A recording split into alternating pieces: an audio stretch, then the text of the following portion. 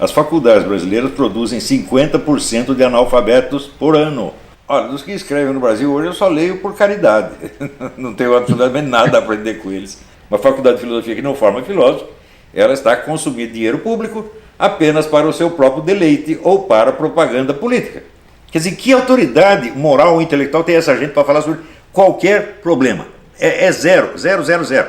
Mas uma coisa eu digo, os militares são patriotas, eles amam o Brasil e eles em geral são honestos, muito mais honestos do que os políticos civis. Quer dizer que os professores brasileiros não só são ignorantes, mas eles impõem a sua ignorância aos alunos.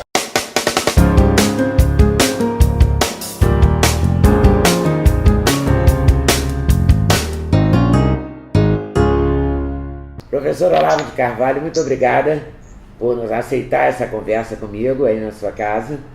Valeu. Eu quero agradecer também a Roxane, a Leila, o Josias e ao Duda, meu filho, que também todo mundo estamos fazendo um mutirão aqui para isso dar certo. Professor, filósofo, escritor Olavo de Carvalho. Hoje é o nome mais falado no Brasil. Demorou, né? Demorou 27 livros. Eles falam quando querem, eu não estou pedindo nada para ninguém. Não, mas depois que surgiu o senhor Jair Bolsonaro, só se fala no Olavo de Carvalho. Mas o Olavo de Carvalho está dando cursos há muitos anos, né? Desde 2009, parece. Tem hoje o quê? Mais de 5 mil alunos? Este curso, que é o curso online de filosofia, eu comecei em 2009. Dei muitos cursos antes, mas cursos assim, isolados, durante um tempo. Né? No Paraná eu dei durante quase 8 anos, acredito eu. Mas este curso começou em 2009. É o curso no qual eu estou fechando tudo que eu ensinei durante a vida, estou ensinando ali de novo. Na verdade, as pessoas se preocupam muito, dentre as acusações que lhe fazem, dizer que o senhor não tem uma formação intelectual formal. Não é? E pelo que eu li, também parou de estudar na escola aos 14, 15 anos e passou a ler o mundo, leu tudo, né, eu acho. Olha, formação intelectual tenho eu, esses camaradas não têm nenhuma. A formação intelectual que se pode obter numa faculdade de filosofia no Brasil é nula. As faculdades brasileiras produzem 50% de analfabetos por ano, analfabetos funcionais. Então isso quer dizer, o sujeito vai mostrar um diploma de faculdade, é ele mostrar um certificado de que, olha, eu tenho 50% de chance de ser um analfabeto funcional. Então, ter um diploma desse é uma vergonha. Ninguém deveria aceitar uma porcaria dessa e eu não aceitei jamais. Não só não aceitou, como buscou o conhecimento sozinho, não é a partir... Sim, não sozinho, porque isso não existe. O autodidata é uma expressão praticamente autocontraditória, né? Ninguém aprende sozinho. Eu sempre procurei pessoas qualificadas para me orientar, para me ajudar. Tive contato com uma pleiade de gênios no mundo e sempre me ajudaram, né? Por assim dizer, eu formei um corpo docente para mim mesmo. E deu muita sorte também, porque conviveu com pessoas com jornalistas de muita expressão, com intelectuais muito cultos, não é, de verdade. No tempo em que isso existia, quer dizer, eu tive a sorte de mudar para o Rio de Janeiro em tempo de conviver com os grandes intelectuais brasileiros de uma geração que estava acabando. Tipo o José Montelo, o Herberto Salles, o Paulo Francis, o Roberto Campos, né, o Antônio Olinto. Quer dizer, era um escritor de um nível que hoje seria impensável. E eles já estavam todos, o mais novinho ali tinha 80 anos. E eu tinha uns 50, né? Então eram todos 30 anos mais velhos do que eu. E à medida que eles foram morrendo, eu pensava, o que vai ser da próxima geração? Quando morrer esses camaradas aí, vai sumir tudo, como de fato sumiu. Né? Hoje não tem ninguém que se compare com eles. Né? O Carlos Heitor Coni acho que está vivo ainda. Não, morreu. Morreu já, né? Até esse morreu também. Eu dei sorte, entrevistei José Montelo algumas vezes, entrevistei alguns deles, ainda muito jovem, né? Mas é uma coisa rica se comparada com o de hoje, né? Quem faz a sua cabeça hoje? Tem alguém no Brasil que você lê? Alguém que você se interessa pela obra? Não. No Brasil? No Brasil e no mundo. No mundo tem, com certeza, mas no Brasil não. Olha, dos que escrevem no Brasil hoje eu só leio por caridade. Não tenho absolutamente nada a aprender com eles. Né? Como, por exemplo, esse esse Christian Donkey, eu chamo Christian Donkey, é o sujeito que ele soma o número de palavras, né, do que eu escrevi e passa a analisar sem ter lido. É um negócio maravilhoso. Só no Brasil pode acontecer isso. Ele pega o livro, quantas palavras tem, né? Eu me lembro de um motorista de táxi que tinha em Poá, né, que ele sempre perguntava, ele não sabia ler, ele perguntava quantas páginas tem o livro que o professor está fazendo. Ele sabia o número de páginas e ficava contentíssimo. E esse Christian Donkey é a mesma coisa. E isso escreve para a Folha de São Paulo, veja você. E escreveu que o professor Olavo já escreveu o correspondente a 4 Bíblias. Li hoje isso na Folha. Eu creio que é mais, porque você veja, só o curso online de filosofia, ele contou errado. Só o curso online de filosofia são 450 aulas. Cada aula transcrita dá aproximadamente de 20 a 30 páginas. De maneira que só ali nós temos 9.000 páginas. 9.000 páginas são 9 Bíblias. Então ele não sabe contar, simplesmente ele não sabe nem mesmo contar o número de palavras. Mas vamos ao que interessa, né? Qual é a contribuição do filósofo Olavo de Carvalho para a filosofia? Veja, bom, vamos, na filosofia na escala mais universal, eu tenho algumas descobertas originais. Por exemplo, a questão dos 4 discursos de Aristóteles é uma coisa que já foi comparada. O filósofo português Mendo Castro Henriques, ele comparou aquilo à obra de Jean-Baptiste Vico. Mas, o professor Antoine Danchamp, que era do Instituto Pasteur de Paris, ele disse que essa descoberta lógica ia ajudá-lo muito nas suas pesquisas sobre a lógica da ciência, e assim por diante, né? Então isso é uma contribuição universalmente válida. Veja, é importante saber, quando eu publiquei este livro, em 1995, salvo engano, fazia 30 anos que não saía um único livro sobre Aristóteles no Brasil. Daí o pessoal da USP, para não ficar atrás, eles desenterraram, tiraram da gaveta uma tese do Oswaldo Porchat Pereira de 30 anos antes e publicaram, para dizer, nós também falamos sobre Aristóteles. É uma vergonha total, né? Eu posso dizer que não conheço na Universidade Brasileira praticamente ninguém habilitado a discutir esses assuntos, tirando um ou dois, né? Também octogenário ou nonagenário que ainda resta, né? Eu tive a ocasião de apresentar este trabalho para o professor Miguel Reale, que imediatamente me convidou a ser sócio do Instituto Brasileiro de Filosofia, falar no Congresso Brasileiro de Filosofia. Então, com o Miguel Reale ainda valia a pena discutir esse assunto. O resto não vale, não. Você vai dizer que Renato Janine Ribeiro é filósofo? Está brincando comigo? Né? Filósofo é uma coisa, bacharel em filosofia é outra, completamente diferente, né? Então esse pessoal, eles têm assim, a burocracia da filosofia. Filosofia mesmo não tem nenhuma. Você vê, lê o livro do Paulo Arantes, que se chama Um Departamento Francês do Ultramar.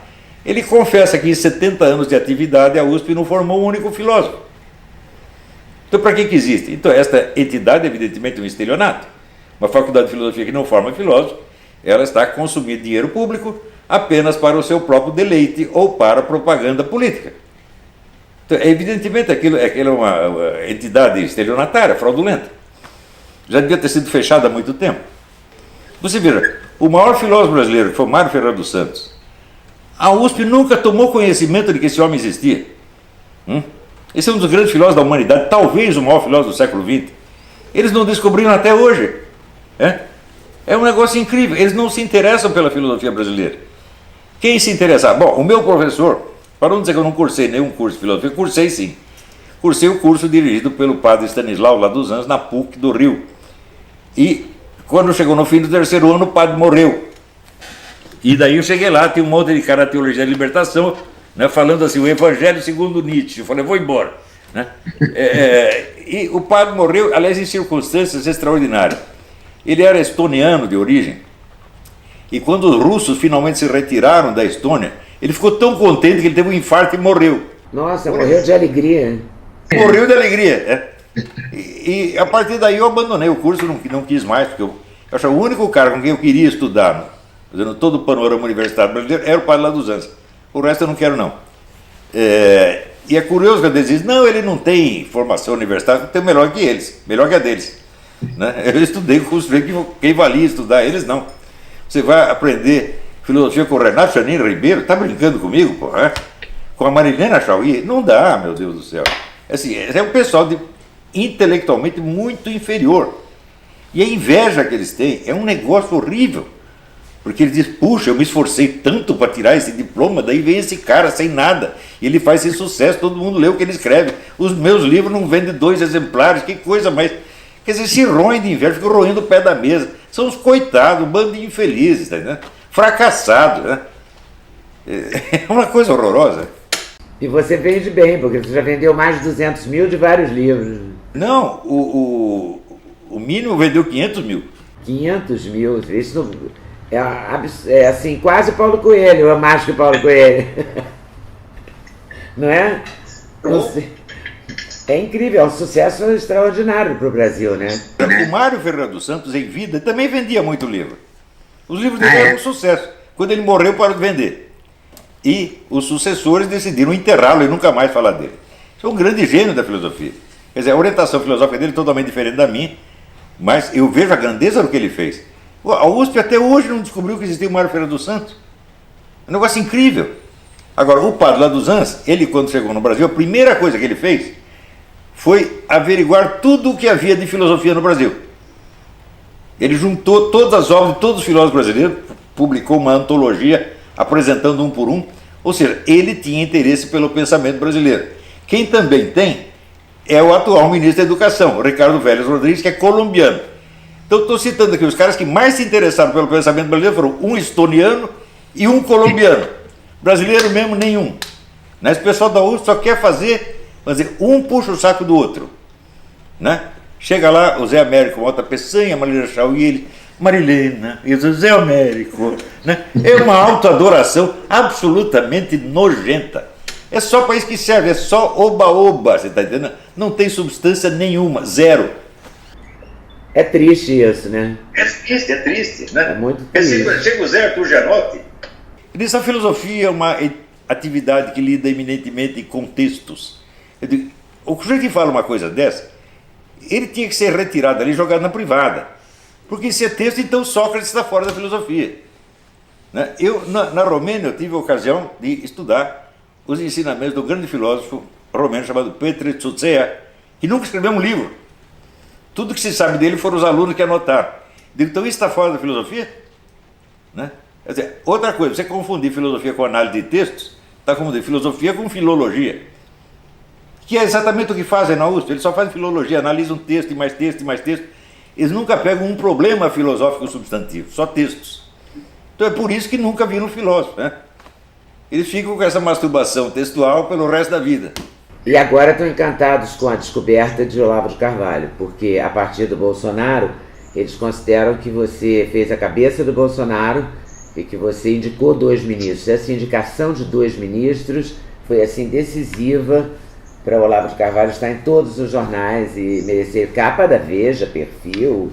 Eu vi a entrevista que você publica no YouTube, né, a íntegra da entrevista, e li a Veja. E pela primeira, eu falei, vou comprar a Veja, porque é uma Veja histórica com Olavo na capa. Olha, eu publiquei a gravação integral da entrevista com a Veja para o pessoal ver o contraste entre o que eu falei e o que eles escreveram. Né? Para você ver a escala de interesse desses camaradas, né? Olha, eu estou há vários anos dando esse curso, já tive 20 mil alunos, arrebentei completamente a hegemonia intelectual esquerdista, abri espaço para novas ideias, começou a aparecer novos autores, novas ideias, etc. Tudo isso aconteceu diante dos olhos cegos dessa mídia porca. Né? De repente eu indico 2 ministros e viro o que é assunto nacional? Ora, indicar 2 ministros, qualquer senadorzinho do interior do Mato Grosso indica, meu Deus do céu. Agora, para eles, isso é tudo, porque eles só pensam em poder e cargos. Isto para eles é a vida. O mundo eleitoral e a nomeação é o mundo deles, é o mundo da burocracia, é a nomenclatura. Ou seja, são pessoas intelectualmente inferiores que estão fora da vida intelectual. Para eles existe só a vida política imediata, a política tomada no seu sentido mais pequeno e material. Quem foi eleito, quem vai ser o ministro, quem vai ser o chefe de gabinete. Isto é o mundo dessa gente, porque é isso que eles querem. Você vê, o Rui Fausto, que é professor emérito da USP, ele é o mentor do Haddad, que nós particularmente chamamos de Cagad. Né? Ele é o mentor do Haddad. Então, E ele foi o orientador da tese do Haddad. Daqui a pouco eu falo da tese. Então, evidentemente, ele seria o mentor do presidente, porque ele já está orientando esse presidente há 20 anos. De repente, é eleito o Bolsonaro, ele acha que eu tomei o lugar dele e que eu sou o mentor do Bolsonaro. Eu conversei com o Bolsonaro 3 vezes na vida. Tudo que aconteceu foi o seguinte: o Bolsonaro leu um livro meu, leu e gostou do livro. Isto basta para fazer de mim um mentor do Bolsonaro? Só no mundo da carochinha. Isso é Alice no País das Maravilhas. Isso é uma coisa do infantilismo absolutamente doentio. Ora, a minha obra transcende infinitamente a orientação de um político. Não é isso? Então, esses camaradas são assim, eles não examinam nem mesmo o meu currículo. Você vai ver as pessoas que leram a minha obra e a elogiaram. Você tem lá gente como o próprio Miguel Reale, como o professor Wolfgang Schmidt, um dos grandes físicos da humanidade, o professor Antônio Danchamp, gente desta altura, que nunca leria um texto de Rui Fausto ou de Renato Janine Ribeiro, nem presta atenção nisso. Então, eu tenho algum prestígio intelectual, esses caras não têm nenhum. O prestígio deles é no mundinho deles. Um professor da USP puxa o saco do outro professor da USP e diz: nós somos os intelectuais. E nós, intelectuais, desprezamos o Olavo de Carvalho. E quem não despreza vocês? Quem presta atenção no que vocês dizem? Só a Folha de São Paulo, que é o house organ da USP. Então é aquele mundinho fechado, pequeno, que um fica lambendo o outro. Asino, asinus fricat. O asno alisa o asno. Né? Isso é o que acontece na USP há 50 anos. É um mundinho fechado de interpuxação de saco, interbadalação, e eles chamam isso de vida intelectual. E querem ser os donos do pedaço. E vocês são ridículos. O povo todo, os leitores já perceberam que vocês não são de nada. Vocês são burros, incapazes, ineptos. E está prestando atenção no que eu digo. Daí vem este jumento desse donkey, conta as palavras e começa a interpretar, sem ter lido. É uma coisa do outro mundo. Isso nunca aconteceu na história do mundo. Olha aqui, esse homem escreveu tantas palavras. Olha, o que é isto, meu Deus do céu? E ainda conta errado. Eles, 4 Bíblias? Só, veja, eu escrevi 18 livros, mas tem aproximadamente mais 1000 artigos de mídia que nunca foram reunidos em livro, e tem 16 cursos avulsos transcritos. E 16 cursos avulsos dá 5 aulas cada um dá 100 partes. Quer dizer, aí você já tem mais 1.600 partes. E você tem as 9.000 páginas, pelo menos, do curso online de filosofia. Então isso aí dá 10 Bíblias, meu Deus do céu. Nem contar palavras esse cara sabe.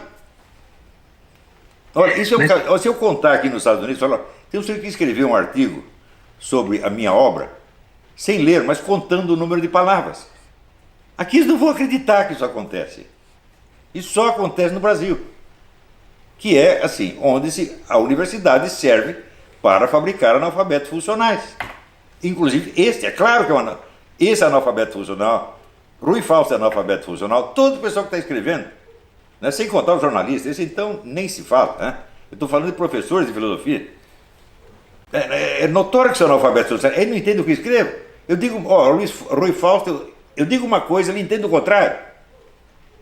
Por exemplo, eu estava tendo uma discussão minha com o pessoal intervencionista.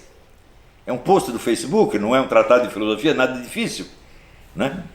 E eu discutindo com os adeptos da intervenção militar, e disse: olha, vocês tiram essa ideia da cabeça, porque isso é impossível, e se for feito vai só dar rolo, etc. Ele entendeu que eu estava defendendo a intervenção militar. Claro, ele não sabe ler. É verdade que ele está com 85 anos e já tem direito à sua cota de Alzheimer, mas isso não o perdoa. Se está com Alzheimer, fica quieto em casa, né? Quais são, na verdade, os maiores problemas do Brasil, na sua opinião? Bom, o primeiro problema é, evidentemente, a segurança pública. Porque, para você ter outros problemas, você precisa pelo menos estar vivo, né? Se você não pode nem estar vivo, você não tem problema nenhum. Morto não tem problema. Então, no Brasil morrem 70 mil brasileiros por ano assassinados. Isso equivale a 3 guerras do Iraque por ano.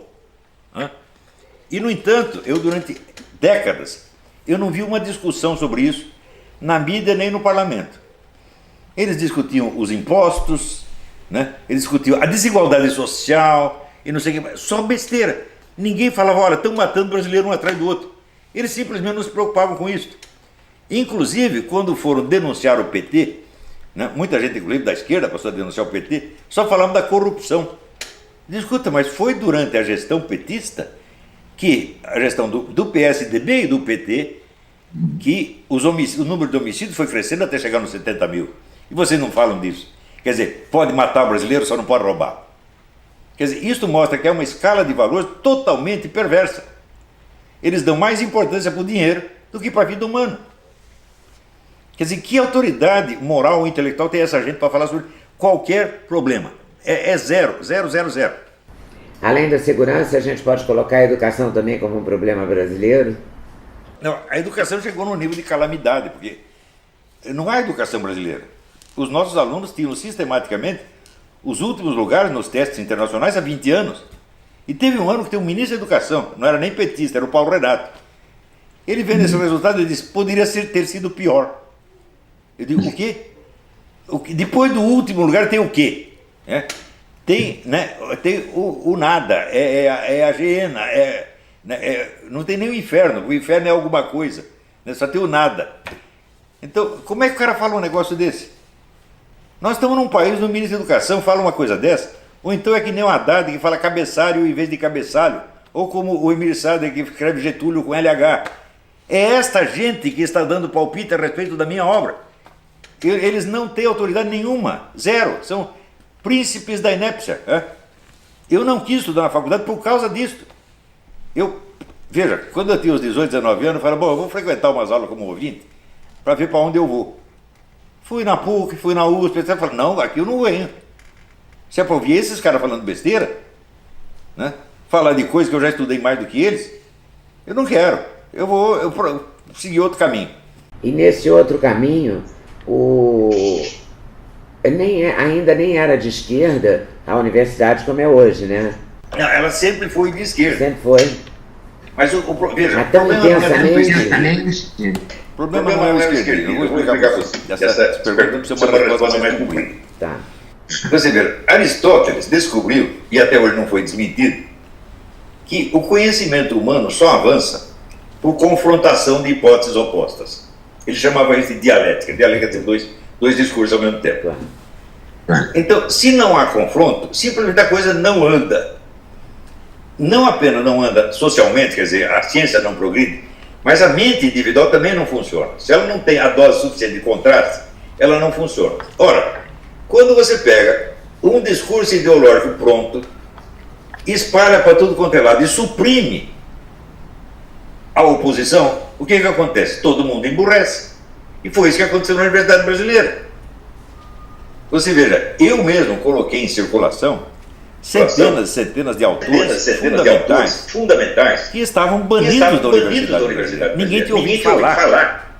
Era um negócio absolutamente impressionante, né? Chegava um aluno meu, sempre vindo da universidade, e eu dizia, você leu tal coisa? Não, ouviu falar? Não. Eles nunca tinham lido nada, não sabiam coisa nenhuma.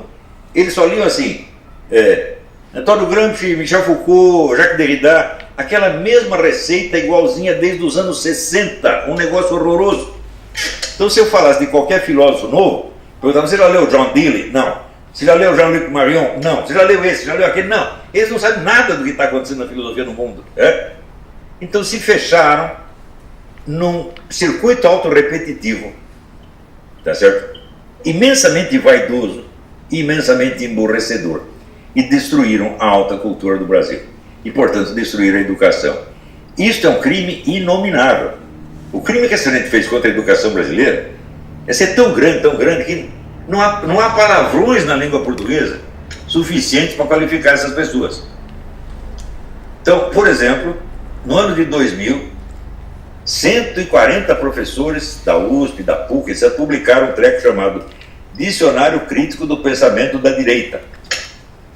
140 autores. Quando você ia ver, todos os autores direitistas principais não estavam lá. Todos. Você procurava, sei lá, o Russell Kirk não estava. Você procurava o Roger Scruton, né, não estava. Você procurava o Malcolm McGregor, não estava. Não tinha nenhum. Então, quem estava, assim, então? E quem não, estava? Eles botavam ali meia dúzia de nazistas, né? E, para não dizer que não tinha mais ninguém da direita, bom, eles botaram lá o Ortega Gasset, 2 ou 3.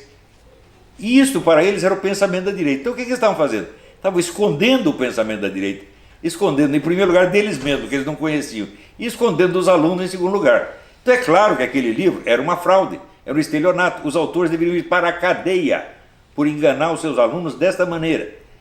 O cara que se apresenta como autor de um dicionário de um assunto está se apresentando como um especialista na matéria e quer ser respeitado e ouvido como tal. Só que é o seguinte, ali era um dicionário de ignorância total, feito por ignorantes para fazer ignorantes. Então, isso é um crime contra a educação brasileira. E essas pessoas nunca pagaram por esse crime. Aliás, não estão acostumados a pagar por nada. Eles têm até o direito de roubar ilimitadamente e ninguém pode nem falar mal. Não é isso? Então todo mundo está chorando porque o Lulinha está na cadeia. Coitado, ele só roubou 1 bilhão. Coitadinho, como é que fazem isso com ele? Quer dizer, essa coitadice, essa autovitimização é uma vaidade insana dessa gente. Só que é o seguinte, o povo já percebeu. O povo brasileiro não leva mais a sério a grande mídia, as autoridades universitárias. Já passamos em cima de tudo isso. Eles já morreram e não sabem. Esse Dom Quixote já está morto e enterrado. Mas isso é muito sério, né? Porque isso que também atrapalha muito, né? Porque a discussão é muito importante, o outro lado das questões. Você vê, a gente viveu agora no período pós-eleição, entre o primeiro e o segundo turno, uma acusação de que 57 milhões de pessoas, a gente viu no final quando 57 milhões votaram no Bolsonaro, que são 57 milhões de fascistas. Né? Essas avaliações, elas são muito complicadas também, né? Eu tenho uma resposta padrão que eu não posso transmitir aqui em público. Fascista é o da mãe. Então, é assim, esse pessoal, entre outros inúmeros assuntos que eles ignoram no total, é o fascismo. Ora, eu estudei o fascismo. Eu sei o que é o fascismo, né? E vivo citando autores e historiadores fundamentais que têm estudado esse assunto nos últimos 50 anos, né? E eu vejo que esse pessoal nunca leu nada disso aí. E como é que você define o fascismo? O senhor define? Surge em mais ou menos por volta de 1910, através basicamente de 2 autores que se chamavam Enrico Corradini e Alfredo Rocco. Eram membros do movimento sindicalista marxista na Itália. E eles chegaram à conclusão seguinte, que o proletariado não poderia ser o sujeito agente da Revolução Mundial, porque não há um proletariado internacional. O proletariado só existe dentro do limite de cada nação. Né? Para haver um proletariado internacional, seria preciso haver operários que toda hora trocam de país e continuam na mesma firma, isso não existe.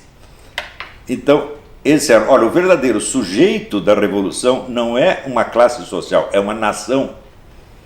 Então não se trata da luta de proletários contra burgueses, mas de nações proletárias contra nações burguesas. Então você vê que o fascismo era nitidamente uma parte do movimento socialista, da Revolução Socialista. E essa ideia pegou. Pegou tanto que sabe quem copiou essa noção mais tarde? O próprio Stalin. Stalin, quando inventou o movimento terceiro-mundista, o que é? São as nações proletárias contra as nações burguesas. Ele copiou o modelo fascista. No Brasil, quando tinha o antigo Partido Comunista do Luiz Carlos Prestes, ele dizia, nós temos que unir a burguesia nacional e o proletariado contra o quê? O imperialismo. O que era? A nação proletária contra a nação burguesa. Era a doutrina fascista. Então, os caras são fascistas, eles não sabem. Eles não têm a menor ideia, tá entendendo? Porque nunca estudaram nada. São chutadores.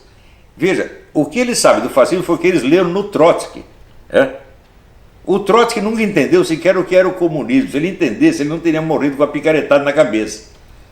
Quem entendia o que era o comunismo é Stalin. Stalin sim, Stalin era um gênio, gênio da estratégia. Trotsky era só um vaidoso, um falador, um falastrão. E o Stalin se livrou do Trotsky, e o Trotsky, com o negócio de Revolução Mundial, ele só ia ferrar com o pouco de comunismo que eles tinham conseguido. Então, esse pessoal todo da esquerda brasileira adotou a estratégia fascista faz muito tempo e eles não sabem que é fascista. Mais ainda, o tipo de economia que junta assim, o Estado onipotente, junta com meia dúzia de grandes grupos econômicos que são seus parceiros, isto é fascismo. Isto é o único regime político que existe no mundo. Qual é o regime americano? Esse, fascismo. Qual é o regime brasileiro? Esse, fascismo. Qual é o regime chinês? Fascismo. Então nós estamos sob o domínio econômico, político do regime fascista e não sabemos. Porque não sabemos o que é fascismo. E qual é a sua expectativa, as suas expectativas em relação ao governo do Jair Bolsonaro? Eu espero, olha, eu não sou de fazer grandes expectativas com ninguém. Se ele conseguir resolver o problema de segurança pública e salvar a vida de 70 mil brasileiros por ano, ele já fez muito. Vamos supor que ele não faça nada de bom na área econômica, nem na educação, nem na saúde pública, mas se ele conseguir isto, ele já terá sido o melhor dos nossos presidentes, porque salvou a vida de milhares de brasileiros. Se ele fizer isso para mim, tá bom. Ele está certo, mas o que mais você gostaria que ele fizesse? Digamos que ele consiga fazer a questão da segurança pública e mais uma ou duas. Quais seriam as outras duas? Bom, resolver o problema da educação, eu acho que leva 30 ou 40 anos, se conseguir. Então não espero isso de um governo. Tá certo? Mas na economia dá para fazer alguma coisa. Mas eu não conheço em profundidade as ideias do Paulo Guedes. Eu conversei uma vez com o Paulo Guedes, vai fazer 20 anos, fiquei impressionado com os conhecimentos dele, me pareceu uma pessoa muitíssimo culta, pelo menos na área econômica, mas eu não sei exatamente qual é a proposta dele, eu não posso dar palpite. Então, eu não exijo mais nada do governo Bolsonaro, a não ser este problema que me angustia há anos. Porque matarem 70 mil pessoas por ano é genocídio, meu Deus do céu. Quer dizer, o brasileiro não pode sair na rua tendo a certeza que vai voltar para casa vivo. E as pessoas estão falando de 1001 problemas, né? Desigualdade social. Fala, bem, filho, mas se você está morto, o que importa a desigualdade social? Esses caras que estão morrendo são os ricos? Não, é o pobre. É verdade, porque o rico está no carro blindado. Claro, exatamente. E está tudo bem. Lá os deputados, senador, banqueiro, ministro, está tudo bem protegido, cheio de arma, e ainda querendo tirar as armas do pobrezinho para ele não se defender. Pois é, essa questão das armas, você é a favor da possibilidade de porte de arma? Olha, eu acho assim, eu até escrevi na minha página como lema, desarmamentismo é genocídio. Aqui nos Estados Unidos tem um estado chamado Maine, onde eu fui caçar com meu filho. Todo mundo no Maine tem arma. E no Maine simplesmente não tem crime. É o estado mais pacífico que tem. Aqui na Virgínia também. Muita gente tem arma, a criminalidade é baixíssima. Aqui crime, quando tem o sujeito pegou a mulher com o vizinho e matou os dois. Isso é o crime que tem. Né? Um lugar muito pacífico, as pessoas nem fecham a porta para dormir aqui. É um negócio impressionante. A confiança que existe de pessoa a pessoa, entre as pessoas mais diferentes, né? Isso existe aqui, está todo mundo armado. Aqui você pode sair com arma na cintura desde que esteja à mostra, você não pode esconder. Você entra no supermercado, tem lá um neguinho com a pistola pendurada aqui, né? Ou aqui, sei lá. Né? É normal isso aqui. Agora, o brasileiro virou caipira com esse negócio de arma, ele tem medo de arma. Eu digo assim, a arma é perigosa, mas não dos dois lados, né? A arma é perigosa, depende de que lado dela você está. Agora, o pessoal tem medo da arma dentro do lado do cabo. Você bota o cabo, você já sai correndo. Então viraram crianças. Né? Aqui é comum você ver o pai ensinando uma criança de 7, 8 anos a atirar, a caçar, ou a se defender de um animal feroz que o ataque. Se você vê assim, descrição de ataque de urso, é uma coisa medonha. Tem que passar fogo no bicho mesmo, não tem conversa. Né? Lá no Maine, onde eu estive, eles têm que matar 3 mil ursos por ano, porque senão os ursos acabam com todas as vacas e cabritos, etc. E eles não conseguem matar os 3 mil. Tá certo? Então você ir caçar no Maine é uma coisa benemérita. Tem uma foto sua caçando um urso com os seus filhos, que também circula muito aqui no Brasil. Eu dei um azar desgraçado, eu fiquei uma semana em cima de uma árvore, embaixo de chuva, frio, e o meu urso não apareceu. Mas o do Pedro, meu filho, apareceu e está aqui, ele pendurado na parede até hoje. Não o Pedro, o urso. Graças a Deus. Na verdade, quando o senhor mudou para os Estados Unidos, essa questão da segurança foi importante ou não? O senhor mudou por conta de emprego, de trabalho? O senhor já foi demitido aqui no... Você foi demitido aqui no Brasil da imprensa? O senhor trabalhou em vários jornais, né? Notícias Populares, Última Hora, Jornal da Tarde, O Globo. Quando eu vim para cá, eu ainda escrevia para o Globo. Mas eu vim porque me ofereceram um emprego de correspondente do Diário do Comércio, que era o jornal da Associação Comercial. Né? E eu tinha rezado pedindo a Deus, Deus me tira daqui porque senão eu vou parar no Pinel. Né? Porque está tudo louco em volta, eu também vou ficar louco. Então, mas na mesma semana apareceu a oferta de emprego e eu vim para cá. Mas eu ainda escrevia para o Globo. Eu fui demitido do Globo uns 3 meses depois de ter chegado aqui. Né? Mas daí foi o último emprego que tinha, só sobrou o Diário do Comércio. Eu vi uma entrevista sua em que você diz que trabalhou muito tempo de freelancer com mais sucesso do que trabalhando nas empresas. Isso, mas isso foi bem antes, né? Eu tinha o quê? Uns 28 anos, uma coisa assim. É mais fácil ser freelancer jovem, né? Naquela época ninguém era freelancer, o pessoal tinha mania do garantia trabalhista. Todo mundo queria garantia trabalhista e achava que ser freelancer era a pior coisa do mundo. Mas eu, como freelancer, eu ganhava 4 vezes o que os meus colegas ganhavam. Era tão esquisito ser freelancer que o jornal do sindicato jornalista veio me entrevistar a respeito. Era uma raridade. Daí eu falei, não, vocês estão muito enganados, esse negócio de freelancer é muito bom. Hoje em dia está cheio de freelancer, né? É verdade. O senhor já foi ameaçado? Ameaçado de morte, ameaçado de alguma violência? Por escrever? N vezes. Inclusive, uma vez a mídia independente, essa aqui é do Jorge Soros, publicou até um anúncio assim: dia tal, às tantas horas, o Olavo de Carvalho vai estar em tal lugar dando aula, vamos lá matá-lo. Assim. Daí eu não sabia de nada, cheguei lá, vi o prédio cercado pela polícia. Falei, o que houve aqui? Não teve ameaça de morte, querendo matar um cara. Disse, quem? Um tal de Olavo de Carvalho. E você levou bem, assim, ficou tranquilo com isso? Não te apavorou? Eu não ligo para morrer, a única coisa que eu tenho medo é de não morrer nunca. Isso seria horrível.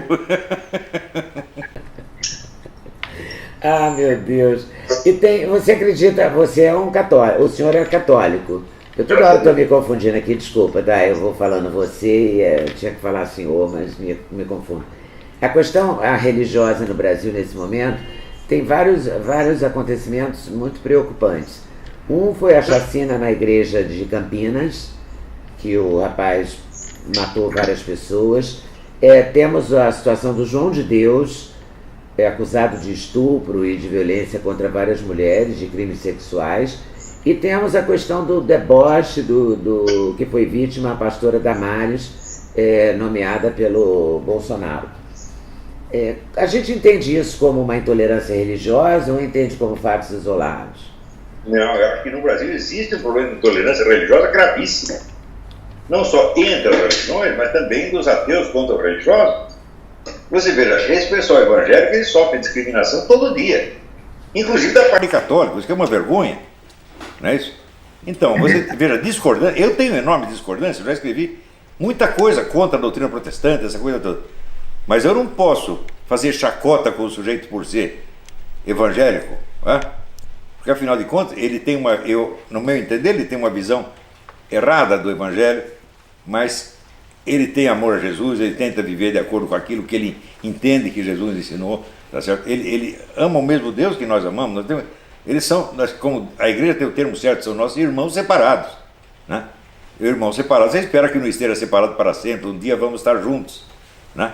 É como dizia o Jorge Bernanos, um dia, meus irmãos, nós vamos estar todos juntos diante do trono de Deus, né? Então, é nisso que nós temos que pensar, nós vamos estar lá todos juntos, né? E lá as nossas pequenas divergências não têm importância, vai ter importância coisa muito mais essencial. Então, eu vejo assim, fazer chacota com o evangélico e também com o católico virou uma coisa normal, até na nossa mídia.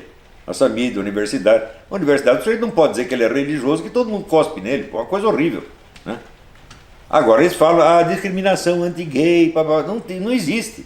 Eu nunca vi ninguém ser discriminado por ser gay, nunca na minha vida. É claro que eu vivi no ambiente jornalístico, não conheço todos os ambientes, mas no ambiente jornalístico eu não vi ninguém jamais ser discriminado por ser gay. Isso nunca aconteceu. Mas os gays reclamam muito de discriminação. Hoje em dia também os trans... Eles vivem disso. Eles têm que se fazer de vítima para pegar dinheiro das ONGs internacionais, para ter uma legislação que o privilegia e assim por diante. Mas veja, o pessoal fala, não, aqui você tem muitos assassinatos de gays. Quantos? 200 por ano. Num país que tem 70 mil homicídios por ano, você pertencer a uma comunidade que tem apenas 200 vítimas, você está num dos grupos mais seguros e mais protegidos do país. Então, em vez de fazer um barulho em torno da violência anti-gay, o cara tem que dizer, olha, aqui no Brasil, nós sofremos muito menos violência do que o resto da população. Se eles fossem pessoas boas, eles diriam isso. Quer dizer, você reconhece que você tem uma posição mais segura do que os outros. Estão matando mais pessoas que não são gays do que gays, né? Na proporção estatística total. Né? Também esses alegados, né, crimes de racismo, eu digo, mas meu Deus do céu, mais de metade da população brasileira é negro ou mulato, não é isso? Então eles não são minoria de maneira alguma, não é isso? Você vê os negros e mulatos em tudo quanto é lugar, tudo quanto é posto. No Senado, no Congresso está cheio deles, né? No Exército está cheio de general, preto, mulato. Quer dizer, que história de discriminação é essa? O que tem discriminação é o seguinte, o sujeito faz uma piadinha, né? Claro que existem pessoas que têm preconceito, mas não ousam expressar esse preconceito publicamente, e muito menos não ousam agir em função desse preconceito e impor, né, dificuldades ou humilhações a pessoas da outra raça. Nesse momento, acho que esses crimes de racismo, essas ameaças e tal, têm sido mais evidentes. Eu não sei se estão sendo, é aquela história do... Eu não sei se tem maior visibilidade e por isso a gente fica sabendo mais, ou se tem acontecido mais. Você veja, muitos desses crimes não tem nada a ver com isso. Por exemplo, crime anti-gay, quando você vai... outro dia está aí, uma mulher soltou uma tese sobre o lesbocídio. Então tem lá 100 e tantos homicídios de lésbica. O número total já é irrisório em face dos 70 mil. Mas o sujeito foi investigar e viu que dessas, pelo menos metade não eram lesbocídio. Assim, a mulher foi assaltada, houve uma briga de uma lésbica com outra. Em suma, esses números são enormemente falsificados. Por quê? Porque há interesse nisso, tem dinheiro circulando. Tem dinheiro, os caras querem legislações que os privilegiem e querem dinheiro das ONGs internacionais, eles mesmo fundam ONGs. Quer dizer, a coisa tem um viés muito, muito torto. Né? A discussão não é honesta. Né? A rigor, eu acho assim, no total, eu acho o brasileiro um dos povos menos racistas do mundo. Né? Eu me lembro assim que num debate na PUC, né, estava eu e meu filho Luiz, o Gugu, né, e o Gugu é um mulato, na verdade, né, e estava lá um cara falando, não, mas aqui os homens só estupram mulheres, os brancos estupram as mulheres negras, né? Eu falei, está aqui eu e meu filho, se você disser que foi estupro, você vai apanhar do pai e do filho, cala a boca. Você tem muitos filhos, né? 8 filhos? Ou 7? Até onde eu contei eram 8. 8. Como é que você é como pai? Um pai companheiro? Você pergunta para ele, porque tem a minha filha mais velha, sempre foi maluca, né? Mas eu não posso falar dela, Não, deixa pra lá. Na internet tem entrevistas dela e tudo. Mas eu vi a Leila... nesse assunto e nós aceitamos o acordo. Eu vi depoimento da Leila, vi depoimento do seu filho, que é Mariner. Não é o Pedro? Pergunta para os meus filhos, eles dizem. Sempre como um pai que dialoga, que conversa e tal. Isso é um grande caminho, porque a gente tem uma questão também no Brasil muito forte das drogas, né? E que eu acho que falta diálogo também, né? Falta falar, não use por causa disso. Falta conversar. Você acha que conversar com o filho é uma grande saída para a educação? A educação doméstica da casa, da família? Eu transmito a todos os pais que eu conheço. Se você quer ser obedecido, dê poucas ordens. Você não pode ficar interferindo na vida do seu filho todo dia, que nem as pessoas adoram fazer. Diz o que ele tem que vestir, o que ele tem que comer, que hora que ele tem que acordar, e mais isso, mais... Pô, não é assim. Então, até o Davi, meu filho, outro dia lembrou, ele só dava uma ordem, não use drogas. Eles obedeceram, nunca nenhum usou. Resolveu a questão, né? Reduzir as ordens. É uma ideia mesmo. Fala-se aqui no Brasil que um dos únicos. Quer dizer, tem três coisas que eu achei divertidíssimo que você falou. Primeiro, que você era irresistível, eu adorei. Achei a frase lá. Bom, por isso eu falei isso de gozação, evidentemente. Claro, mas. A repórter da mesa. Ah, mas o senhor seduziu não sei o quê, papapá, todo mundo está seduzido. Eu falei, eu sou mesmo irresistível. Quer dizer, foi uma gozação. É claro que eu sou resistível como qualquer um, né? Mas eu falei, daí os caras pegam a frase, põem sem o diálogo todo e dá a impressão que eu estou falando seriamente que eu sou irresistível. Né? Dava para ver. Depois que o senhor é o segundo governo. Eu não falei isso? Não, essa mídia brasileira hoje eles não têm ideia do que eles estão fazendo. Eu citei uma frase do Alexander Solzhenitsyn. Ele disse, um grande escritor é como se fosse um segundo governo. Eles pegam e dizem, Olavo de Carvalho diz que ele é o segundo governo. Fala, assim não dá para conversar, pô. E é verdade que o senhor foi indicado, ou gostaria de ser indicado para ser embaixador do Brasil nos Estados Unidos? Não, foi o contrário. O Jair Bolsonaro, em discursos, ele disse publicamente que ia me convidar para ser ministro da Educação e depois disse ministro da Cultura. Eu rejeitei a oferta e achei, assim, que por uma questão de educação, deveria indicar alguém para algum ministério, para não ficar no vazio. E indiquei, então, o ministro das Relações Exteriores e da Educação. E eu disse que se eu fosse aceitar algum cargo público, seria o de embaixador nos Estados Unidos, se me oferecesse. Subentendendo, ou seja, se não achasse alguém mais qualificado. Que, aliás, eu mesmo indiquei alguém mais qualificado. Não posso dizer quem é, mas já soltei um nome, botei um nome em circulação. Então, se não tivesse mais ninguém, eu aceitaria. Agora seria um horror para mim. Um horror. Você vê que eu estou acostumado a dizer as coisas do jeito que eu penso. Eu falo em público do mesmo jeito que eu falo aqui na minha família. Eu não sou duas pessoas, eu não tenho personagem. Né? Eu estou assim, que nem tem um conhecido nosso que é um gênio dos aforismos, e ele inventou uma frase, eu sou eu e vice-versa. É maravilhoso? Então eu adotei isso aí. Bom, muito agora, bom. Se eu não estou na embaixada, eu não vou poder nem fumar meu cachimbo, pô. Você parou de fumar cigarro? Parei. Eu sempre tive esse projeto, fala que quando eu fizer 70 anos vou passar para o cachimbo. Passei. E é bom o cachimbo? Muito melhor. Melhor que o cigarro? Nossa, não tem comparação. Quais são os intelectuais que hoje, algum intelectual hoje que você está lendo? Quem que você está lendo hoje, o senhor está lendo hoje?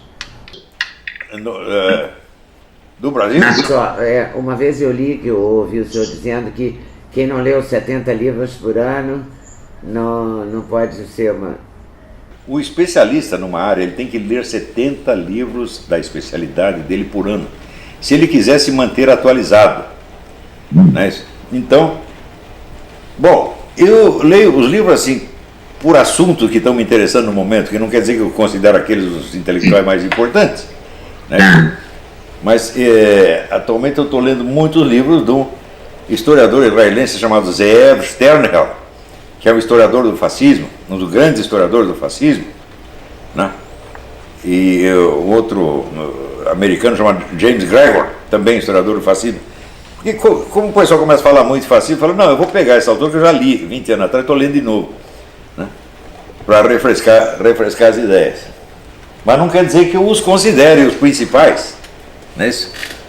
E agora eu vou dedicar um tempo a esse escritor alemão chamado Hermann Broch. Eu tenho vários livros do Hermann Broch, só li um pouquinho, e assim que eu terminar com o negócio do fascismo, eu vou pegar o Hermann Broch.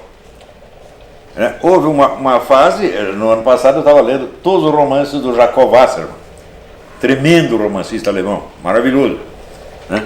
Escreveu o Processo Maurícios e outro, que aliás está traduzido no Brasil.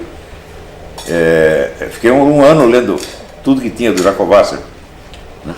Em suma, eu fico lendo coisas que no Brasil nem existem, a pessoa nem sabe. Eu estou falando, eu pus centenas de livros em circulação no Brasil, que são livros essenciais das suas disciplinas, e que na Universidade Brasileira ninguém conhecia, nem falava. Quer dizer que os professores brasileiros não só são ignorantes, mas eles impõem a sua ignorância aos alunos. Tem uma crise agora de nas livrarias brasileiras, né? Os grandes grupos como Cultura, Saraiva, a FENAC saiu do Brasil, enfim, eles estão fazendo uma campanha de livros no Natal e tal, porque as livrarias estão praticamente em recuperação judicial. Há uma grande crise econômica, claro, e esse segmento também foi afetado. Mas nesse momento a gente corre o risco de ter cada vez menos livrarias e livros circulando. Há editoras que cancelaram, já limitaram o lançamento de livros por ano, cortaram pela metade. Se lançavam 100, vão lançar 50, se lançavam 200, vão lançar 100. Há uma crise nessa área literária, né, da literatura, seja ela política, ou de ficção, ou de não ficção. Você sabe disso? No Brasil existe um problema crônico que ultimamente se agravou muito, que é assim, o desprezo pelo conhecimento e o amor aos seus símbolos exteriores. Ele não quer saber nada, mas ele quer ter um diploma, quer ter um cargo, quer ser professor doutor. Isso aí é um negócio que já foi documentado por Machado de Assis e Lima Barreto desde o século XIX, né? Tem a teoria do medalhão do Machado de Assis, já documentava isso, acho que em 1870. Depois o Lima Barreto, no começo do século, também escreveu muito sobre isso. É o problema do bacharelismo, né? Então, o conhecimento não importa, mas importa você ter o cargo, o título, ser doutor, etc. Quer dizer, é uma coisa de país subdesenvolvido mesmo. E, por isso mesmo, a circulação de livros sempre foi pequena. Só que ela diminuiu. Hoje em dia, veja, eu acho que uns 10 anos atrás eu fui fazer a conta, o Brasil tinha menos livrarias do que nos anos 50. A Folha de São Paulo vende menos exemplares do que nos anos 50. Eu me lembro assim que nos anos 50 você tinha, por exemplo, tinha a Última Hora do Samuel Weiner. Volta e meia, a Última Hora fazia 1 milhão de exemplares. Isso não acontece mais hoje, né? E a Última Hora não era um jornal rico, né? Claro, jornal de escândalo, etc. Bom, mas e daí? Era 1 milhão de exemplares, é 1 milhão de exemplares, né? Entendi. Eu trabalhei com o Samuel quando ele já estava gaga, mas ele era um gênio. Eu não conhecia o Samuel. Vamos falar de uns rapidinho assim, globalização e globalismo.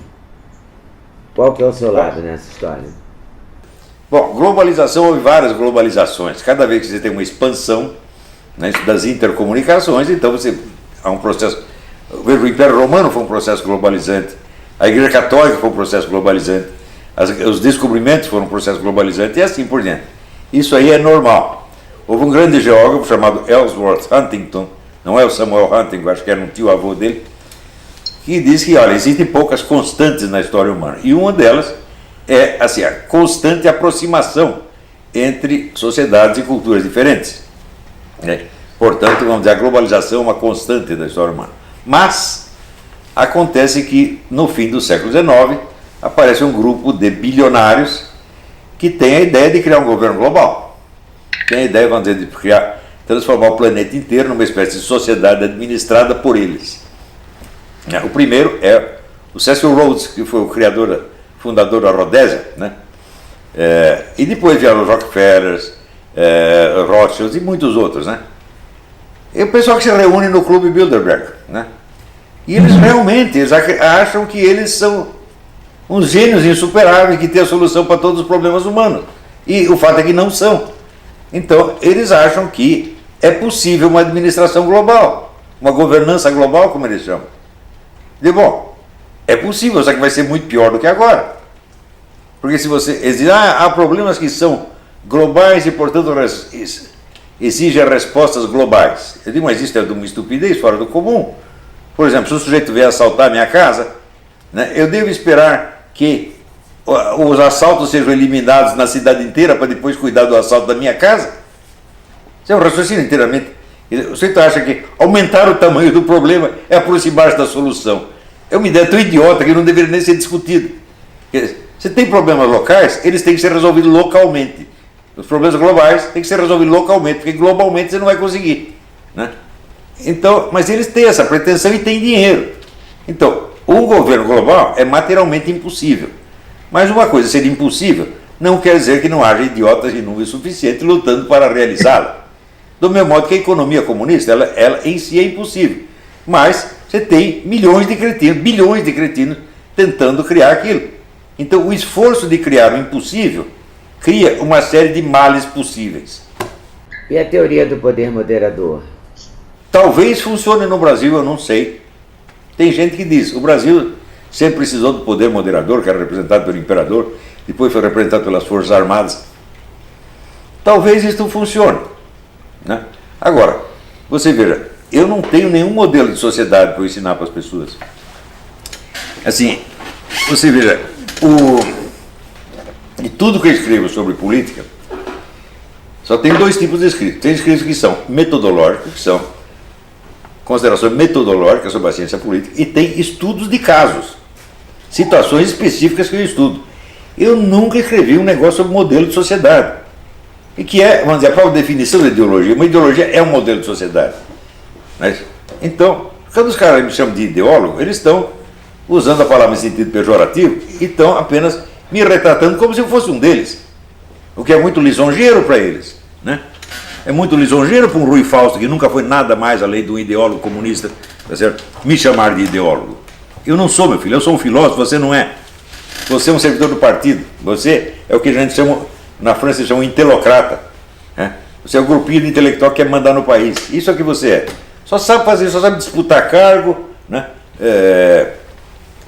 E querer, só pensa no poder, né? No poder no sentido, inclusive, o mais banal, porque existe um poder inerente à vida intelectual que se exerce pela pura vida intelectual, né?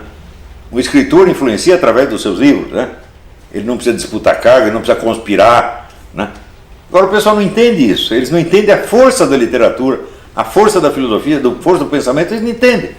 Eles acham que é tudo conspiração política e que eu estou lá na conspiração para eleger o Bolsonaro. Você veja, quando me pediram para escrever um prefácio para a biografia do Bolsonaro, eu me recusei. Eu falei, eu não sou propagandista do Bolsonaro, eu sou um eleitor dele apenas. E se as pessoas me perguntam em quem deve votar, eu digo, vou votar no Bolsonaro, porque é um homem honesto num mundo que só tem ladrão. E isso é suficiente para mim. Eu nunca fui nada mais do que um eleitor do Bolsonaro. As outras questões, tipo escola sem partido, contra o aborto, a favor do desarmamento, do armamento, permitir que as pessoas tenham arma, isso tudo pesou? Pesou em parte. Pesou em parte. Mas veja, eu não posso julgar um político pela sua proposta. Nem posso julgar um movimento político pela sua proposta, pela sua ideologia. Existe a tensão dialética entre as propostas e as ações. Você vai julgar pela ação, pelo resultado? Pela mistura das duas coisas. Existe uma tensão, um jogo dialético entre o que o cara propõe fazer e o que ele está fazendo realmente. Esta é a realidade da coisa. Você não pode julgar só pela fórmula ideológica, mesmo porque, se você pensar, a fórmula ideológica do Bolsonaro mudou muitas vezes. Eu não sei qual é a dele, eu não sei qual é. Como é que eu posso ser o ideólogo do Bolsonaro se eu nem sei que raio de ideologia ele tem na cabeça? O que eu sei é o seguinte, ele é um homem honesto e ele dá importância à vida humana e ele quer proteger a vida humana contra os assassinos. Ponto final. Isso é motivo suficiente, porque os outros só querem pensar o seguinte, como vão tirar o dinheiro do nosso bolso? Então, claro que eu tenho que votar no Bolsonaro. Ele quer proteger a vida das pessoas e os outros só querem tomar o dinheiro das pessoas. Os comentaristas políticos da televisão, sobretudo, estão muito incomodados por o fato do governo Bolsonaro ter muitos militares nos ministérios. Isso te incomoda? Você acha que esse é um caminho? Uma questão de estatística. Você tem menos ladrões entre os militares do que entre os políticos civis. Eu também, se estivesse lá, eu quero fazer um gabinete que não tem ladrão, eu falo, bom, eu vou ter que acabar botando os militares lá. Olha, eu conheci bem os militares brasileiros nos anos 90, perdi o contato com eles faz tempo. Mas ali tinha muito cara burro? Tinha. Mas ladrão não tinha nenhum. Cara desonesto não tinha nenhum. Tinha sujeito ingênuo, que achava que entendia as coisas, mas não estava entendendo. Isso eu disse para eles muitas vezes, quer dizer, eu não sou de puxar saco militar. Sempre tentei, eu penso assim, se eu sou amigo de uma pessoa, o primeiro dever que eu tenho para com ela é dizer a verdade para ela. A verdade tal como eu sei, ninguém é unissapiente. Então eu tenho que dizer as coisas até o ponto em que eu sei. Então não tem que ficar alisando, tem que dizer a verdade. E eu sempre disse a verdade para os militares, mesmo quando era uma verdade incômoda. Mas uma coisa eu digo, os militares são patriotas, eles amam o Brasil. E eles, em geral, são honestos, muito mais honestos do que os políticos civis. Então, se você quer gente honesta, você vai ter que catar alguns militares, pelo menos. Né? Porque fora você não pode confiar nem em padre, pastor protestante, né? Médium. Não, prefiro os milicos, pô. Chega lá o médium, ele tá lá estuprando a mulherada toda, pô, o cara é doido. Né? Você pega o padre, daí vem o Marcial Maciel, come todos os seminaristas. Pá! O que é isso? Agora, você não vai falar, não tem o coronel comendo os recrutas. Bom, vamos falar da questão cultural, porque os artistas também estão muito indignados, acham que vai acabar a cultura. Você gosta de teatro, você acredita... Cultura. Você gosta de cultura, né? Que cultura? É em cultura isso? Cultura é um dos macaquinhos, um enfiando o dedo no cu do outro. Isso é cultura. É gozação, pô. Né? Olha, por exemplo, eu estudei teatro com o Eugênio Kuznat. Né? Eu nunca quis ser ator, mas eu tinha curiosidade pelo lado psicológico, eu tinha lido o livro do Stanislavski. Então, o Stanislavski era, sobretudo, um grande psicólogo. E eu, por causa do interesse de psicologia, fui lá estudar isso com o Eugênio Kuznat. Né? Que até um dia ele disse, olha, você é o pior ator que já passou por aqui. Eu falei, mas eu não quero ser ator. Eu estou aqui só por curiosidade psicológica. Aí ele falou, ainda bem. Mas naquele tempo, você via que havia uma dedicação artística que desapareceu. O Eugênio Kuznat colocava a arte acima de tudo. Né? Ele não fazia as coisas por vaidade, mas por amor à arte. Né? Eram todos assim naquela época. Depois acabou, virou só vaidade e propaganda política e comissão de verba. E acabou, a alta cultura acabou no Brasil. Onde que você veria hoje? Veja, eu estava ali estudando com o Eugênio Kuznat na época em que eles estavam encenando no Teatro Oficina Os Pequenos Burgueses, a peça do Máximo Gorki, que foi talvez a melhor encenação de qualquer peça que já teve no Brasil. Era um negócio que você estava assistindo ali, parecia que você estava vendo aquela família russa, né? Com os dramas, era um negócio impressionante. Nunca mais fizeram um treco desse no teatro brasileiro. Agora é tudo artificial, tudo posado, é tudo gente de papelão, gente de isopor. A dramaturgia tem uma função, mas ela não está sendo exercida. O que aconteceu no teatro brasileiro? Veja, o teatro brasileiro morreu com Jorge Andrade e Ariano Suassuna, depois não teve mais nada, absolutamente nada. Você não pensa que eu não procuro?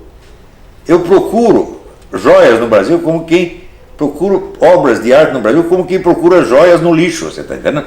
De vez em quando eu acho uma. Né? Eu achei esse menino, esse Rodrigo Garcia Duarte, que escreveu Os Invernos na Ilha, e falou, porra, tem um cara que sabe escrever. É uma maravilha você encontrar isso, né?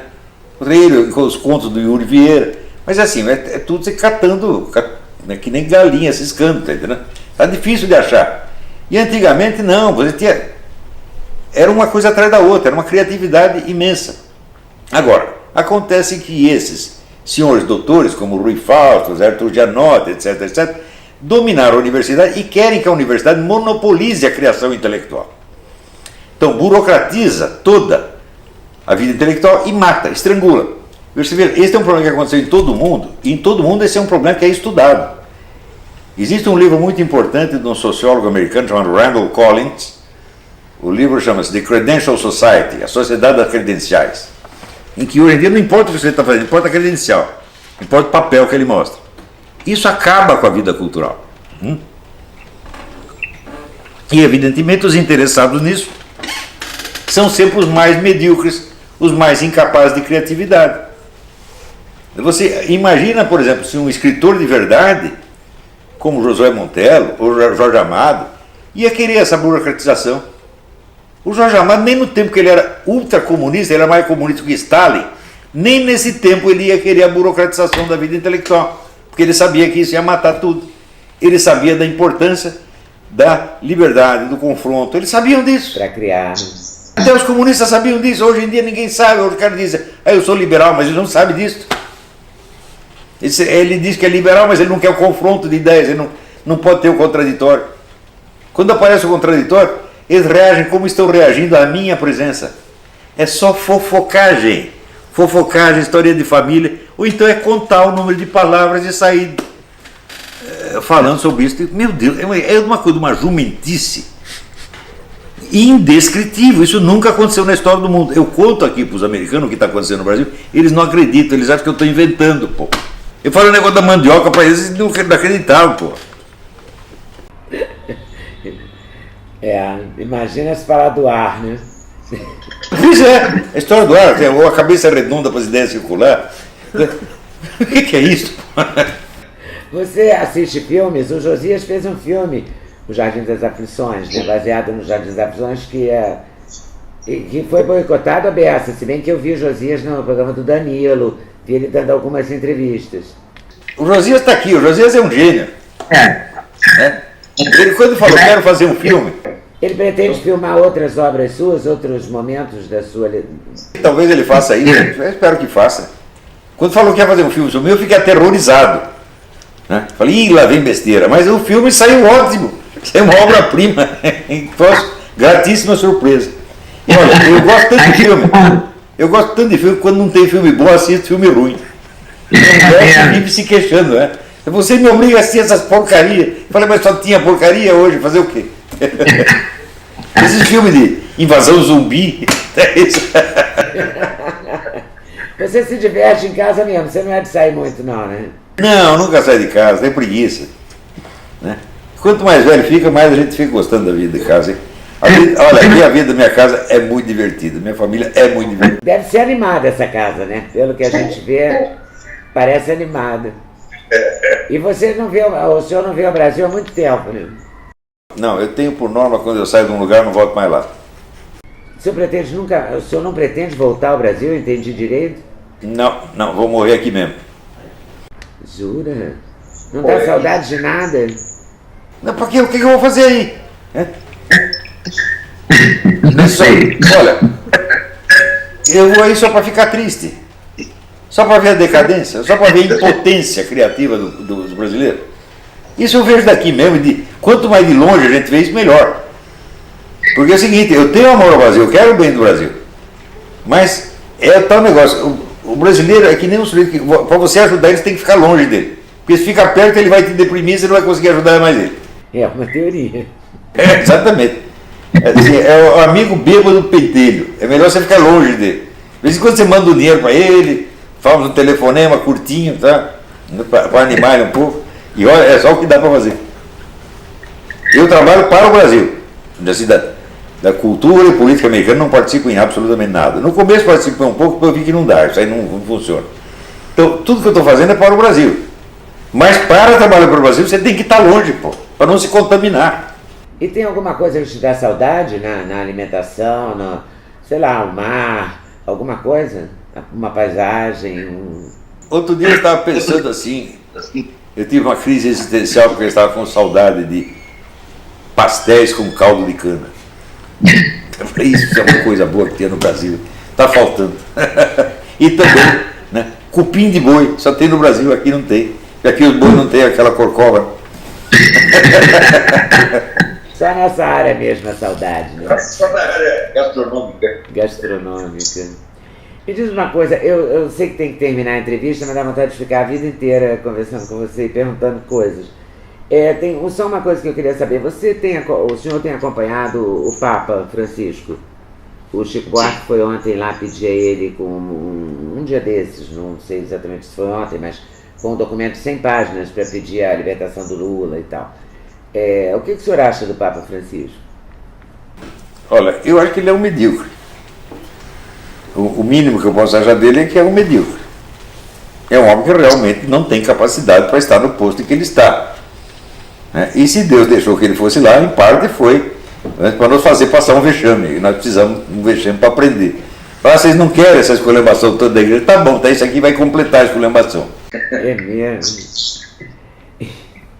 E depois, o Brasil tem jeito, professor Olavo de Carvalho? Eu não sei, eu espero que tenha, e a gente sempre deve agir como se tivesse. Nós devemos nos esforçar para que tenha, e agir como se tivesse, mas não nos cabe profetizar as coisas, né?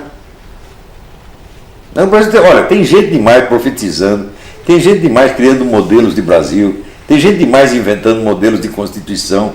Eu digo, por que a gente não aprende assim, a lidar com problemas que estão mais ao nosso alcance? Um problema de cada vez, né? Começando pela segurança. Claro, começando pela segurança. Eu também não tenho uma solução global para o problema da segurança. Mas eu acho, por exemplo, que permitir que os cidadãos tenham armas na sua casa já eu acho que é um bom passo. Porque a gente vê aqui que todo mundo tem armas e nada acontece, a pessoa tem medo de invadir as casas dos outros. E promover o emprego também. A questão do emprego é uma questão muito grave nesse momento, né? Sim, só que aí ultrapassa a minha capacidade. Como é que nós vamos dizer, fomentar a economia a esse ponto? Eu realmente não sei.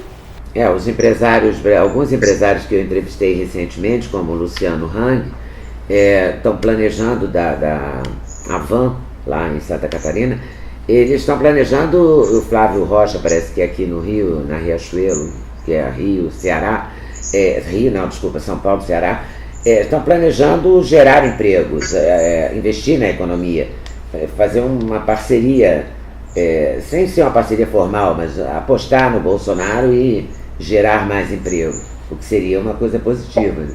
Notório é o seguinte, o Estado tem que parar de comer tanto dinheiro, ele custa muito caro, tá certo? E tem que devolver algo para a sociedade, para poder ser reinvestido e gerar emprego. Isso aí é o óbvio, isso aí não é uma fórmula minha, isso aí, no fundo, todo mundo sabe disso. Né? Até o Lula sabia disso. Ele não fez porque não queria, porque ele pensava primeiro no seu partido e no seu compincha, e depois no povão. Né? O povão, assim, as migalhinhas lá do Fome Zero, né? Mas para os amigos dele, os bilhões. Então, é isso. Olha, tem uma coisa que falta no Brasil. As pessoas... Tem uma amiga minha que é americana, ela diz, o problema do Brasil é que eles não sabem os 10 mandamentos. É verdade. Sobretudo, eles não sabem o amor ao próximo. Eles não sabem o que... Quem vem para os Estados Unidos percebe assim, que a base da sociedade americana é o amor ao próximo. Nem todo mundo é igual, nem todo mundo é bom, mas o amor ao próximo é uma coisa que existe aqui. Né? O americano, qualquer porcariazinha que você faz, ele te elogia, fala, I'm so proud of you, você é maravilhoso. Eles fazem isso e te incentivam. No Brasil, não. Olha, eu estou com 71 anos, nunca tive uma ideia no Brasil que todo mundo não dissesse que ia dar errado. Então ali é o seguinte, a psicologia do caranguejo no balde. O caranguejo que está querendo sair, o outro puxa pela perna. Né? Eu não vou para cima e você também não pode ir. Isso aí tem que parar, nós temos que começar a civilizar o Brasil, ensinar os bons sentimentos. A pessoa não tem. Se você ver a mentalidade da nossa mídia, só tem gente ruim. Eles são malignos, são maldosos. Aquela maldade pequena, sabe, maldade de fofoqueira de cortiço. Né? O senhor diz que a economia não é o motor da história. Né? O que é o motor da história? Qual é o motor da história? O motor da história são as pessoas que têm as ideias e fazem as coisas. Né? Então, é evidente que as grandes ideias, sobretudo as grandes personalidades, movem o mundo. Elas vão primeiro. Olha, a economia não pode mover a sociedade, pelo seguinte, a economia é a coisa mais volátil que existe. O estado econômico de uma nação pode mudar em 24 horas ou em 10 minutos. Você vê assim, o Jorge Soros dá uma entrevista, ele acaba com a economia de um país do dia para a noite. Então a economia é muito volátil, ela não é um negócio estrutural, profundo, está entendendo? Mas tem coisas que são estruturais e profundas. Né? Por exemplo, a religião. Não é isso? A religião dura séculos, milênios. Não é isso? Se você vê o que está acontecendo no Islã, por exemplo, né? Eles estão com a mesma religião do tempo lá do Maomé, a mesmíssima, e continuam agindo na mesma direção. Não é isso? Do mesmo modo, a Igreja Católica, ela decaiu muito e se estragou muito, mas no fundo ainda é a mesma. Não é isso? Então, esses são os fatores permanentes. Né? Aqueles, dizia Jacob Burckhardt, o grande historiador suíço, né? O Estado, a religião e a cultura. Esses são os fatores mais profundos. Né? A cultura é decisiva também, né? Absolutamente decisivo, porque aquilo que você não consegue pensar, você também não consegue fazer. Então tem que pensar primeiro. Né? Você tem medo, professor Olavo, de alguma coisa? Medo da morte, medo de ficar sem dinheiro, medo de não ser feliz, medo? Olha, minha mulher falou assim, eu tenho medo de morrer. Eu falei, eu tenho medo de não morrer. Ficar eternamente neste planeta seria um horror. Medo da morte eu não tenho nenhum. Eu tenho muita esperança de encontrar nosso Senhor Jesus Cristo. Muita. Então, medo da morte é nenhum. Quer me matar, pode vir matar agora mesmo. Não estou nem ligando, não estou nem aí. Né? Agora, você ficar embaçando aí, você chegar aos 120 anos, gagar, fazendo pipi nas calças, aí é horrível. Mas se chegar aos 100 anos dono do seu corpo e da sua mente, seria bacana, né? Minha mãe morreu com 99 anos porque ela caiu no banheiro. Porque ela estava lúcida, perfeita. Ela duraria até os 103, 104. Né? A irmã dela morreu com 102. Você é de uma família longeva, né? O pessoal dura muito. Né? Você pretende durar muito? Você cuida da sua saúde? Você leva muito a sério isso, não? Alimentação? Eu cuido um pouquinho, porque cuidar muito da saúde é doença. Né? A gente só pensa em saúde porque está doente. Né? Cuida um pouquinho. Mas você é feliz? Você, Roxana, Leila, Davi, todo mundo feliz. Olha, tudo que acontece, tem coisa assim que entristece a gente, mas a tristeza não é infelicidade. A tristeza faz parte da felicidade também. A tristeza dá e passa, né? É uma espécie de tempero, a parte amarga da coisa também existe, né? Mas, no modo geral, eu acho que nós aqui somos muito felizes, estamos muito gratos a Deus Nosso Senhor. Eu estou muito grata a você, ao senhor, a Roxana, a Leila, ao Josias, que nos ajudou aí nesse projeto, ao meu filho Duda, que me incentivou a ter coragem de pedir essa entrevista. Muito obrigada por ter aceito. Fiquei muito feliz mesmo. Muito obrigado. Eu que agradeço. Você é uma pessoa de uma simpatia extraordinária. Né? Não tem jeito de não gostar de você. Oh, meu Deus, que bom. Ganhei o dia, o mês, o ano. Espero conversar com o senhor outras vezes ao longo das nossas vidas. Suas ordens. Tá bom? Muito obrigada. Obrigado. Tchau. Abração. Esse foi o Olavo de Carvalho. Você sabe que, eu vou falar uma coisa para vocês, eu não achei que eu fosse capaz de fazer essa entrevista, eu não achei que ele me daria a entrevista. O Duda me incentivou, eu escrevi no Instagram, eu acho. É no Instagram dele, né? Não me lembro agora se foi no Instagram, se foi no YouTube. Mas foi no Instagram.